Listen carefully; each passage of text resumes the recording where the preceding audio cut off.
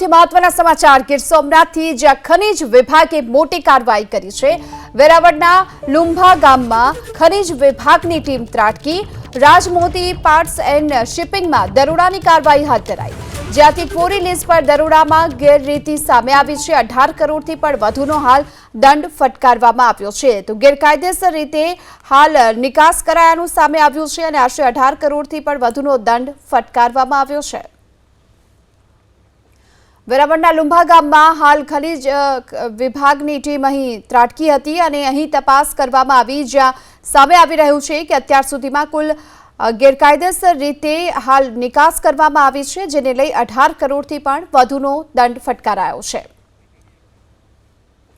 વેરાવળના લુંભા ગામમાં હાલ ખનીજ વિભાગની ટીમ અહીં ત્રાટકી હતી અને અહીં તપાસ કરવામાં આવી। જ્યાં સામે આવી રહ્યું છે કે અત્યાર સુધીમાં કુલ ગેરકાયદેસર રીતે હાલ નિકાસ કરવામાં આવી છે, જેને લઈ 18 કરોડથી પણ વધુનો દંડ ફટકારાયો છે।